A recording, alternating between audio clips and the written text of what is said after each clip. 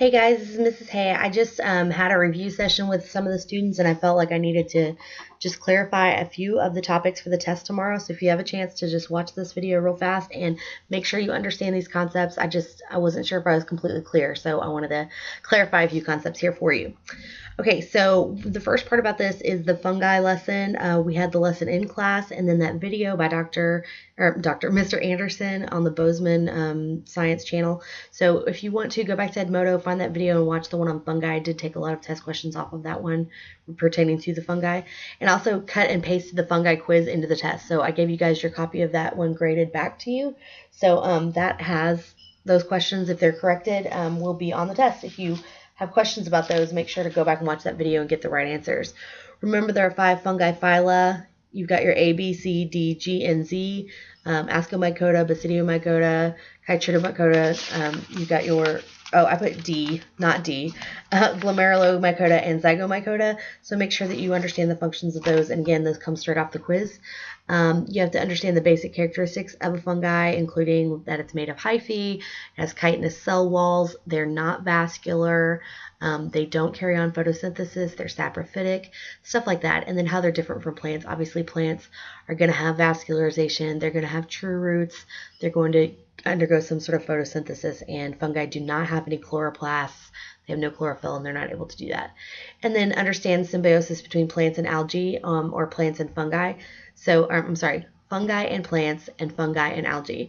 The example we gave in class was a lichen being an example of a fungi and an algae living in symbiosis.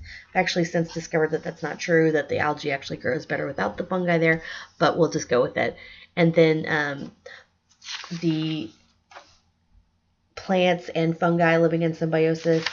The example I got was the mycorrhizae, which are the fungi that live in the roots of plants and give them more surface area to absorb water while protecting the fungus. You've got some vocabulary here. The new words are on the left, the review words are on the right, meaning I'm assuming that you remember the review words in order to answer questions on the test. Remember that all plants need SNOPs, which is carbon, hydrogen, nitrogen, oxygen, phosphorus, and sulfur. I do ask a multiple choice question about that. There are 3 main groupings of plants you need to remember. The gymnosperms, those are the ones that have seed cones and pollen cones. Those are like big trees. Your angiosperms are the other types of regular plants on land that develop fruit from the ovary. They're flowering plants, those types of things. And then the bryophytes are the mosses, which are low-lying plants with no vascular tissues, so they need to absorb their water straight from the outside. That's a matching section. You also need to understand these plant parts. The xylem transports water and minerals throughout the plant. The phloem transports sugars mainly up or down. Epidermis is a single layer of cells on the outside of the plant. The vegetative parts include the leaves, the roots, and stems, and you should think of the parts that you eat in a salad. So you're eating the leaves of a plant, or you're eating a carrot, which is a root, or a stem, which is, celery stalk or whatever. Reproductive parts are things like their flower, fruits, and seeds, and fruits obviously have the seeds within them. And the meristematic parts, remember, those are in the growing regions of a plant, and they are the cells undergoing mitosis rapidly, and they're undifferentiated. And then insectivorous plants, those have special parts, like they're special design leaves to capture animals, usually bugs, to eat them, and they have special glands that they can secrete to digest them, and those are found in nutrient-poor soils. Again, here's the review of the formula for photosynthesis. Remember, you're going to have 6 carbon dioxides, 12 waters.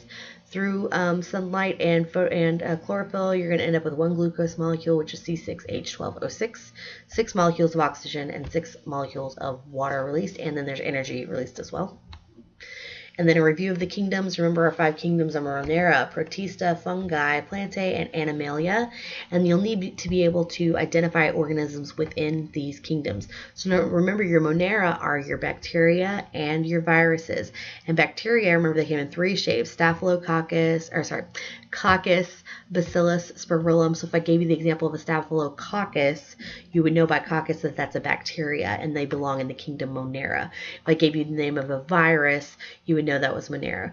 I'm going to skip over Protista for a second. Fungi, you know that those are the mushrooms, the yeast, the molds, those types of things are in fungi. Plantae, those are going to be all of the plants, including mosses and trees and grass and all that kind of stuff. And then Animalia is everything else. So Protista is everything that doesn't fit into those categories. So Protista are your Euglena, Paramecia, amoeba, plasmodiums, and the algae. Those are all those weird organisms that don't quite fit into any of the other categories. So if you find one you're not quite sure, you know it's not a plant, you know it's not an animal, it's not a fungus, it's not a bacteria or virus, you know it's a Protista. And then just to go over it again, you have 2 videos on Edmodo that talk about the life cycles of the moss and one that talks about the life cycle of the fern. The life cycle of a moss actually explains through narration the process, but the life cycle of a fern is just an animation. Now, YouTube has a bunch of videos about this. People do this all the time as a project, and so you can find lots of people talking through this for you. So don't feel like you're just trapped in by my videos, but you can use whichever ones you like. I just put my favorites. So some of the words that you should be using in your essay, remember this is your long essay at the end. I ask you in the first part to describe a moss. Okay, so that's going to be where you're telling me it's in the phylum Bryophyta. It's made up of a leafy shoot and has rhizoids for anchorage. There's no cuticle because it needs to absorb waters directly from the external environment, and it's avascular, so it has no tubes to move water up and down, so it has to stay low to the ground. It can't get big. They have 2 alternating generations, the gametophyte generation and the sporophyte generation. Remember, on the gametophyte, on the leafy shoot, you either have an antheridia, which produces sperm, or an archegonia, which produces an ovum.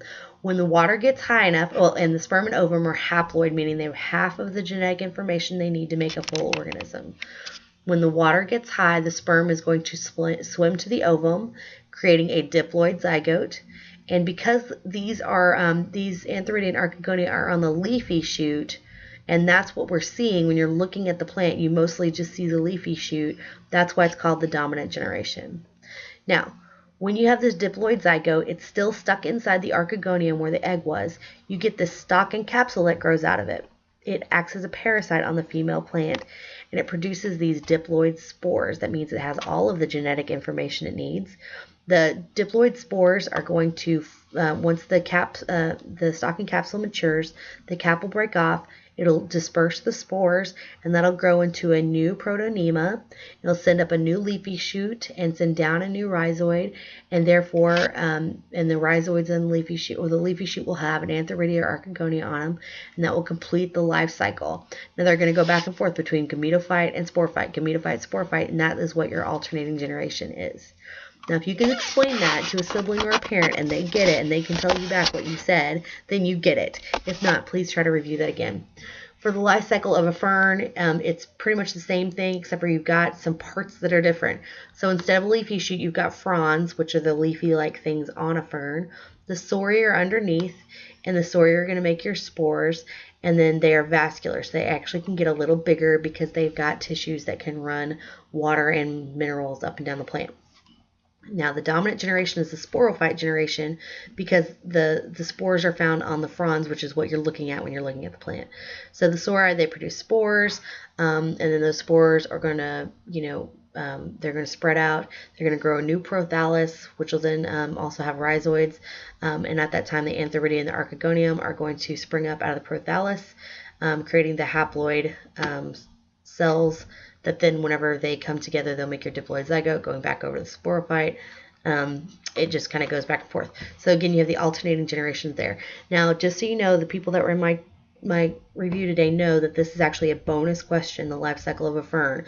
So you can review it, and it's a great way to earn a few extra points, but don't stress over this one. I really want you to pay attention to the life cycle of a moss. Okay, I know I talked fast. Good luck. If you have questions, please give me a call or email me tonight. Thanks. Bye.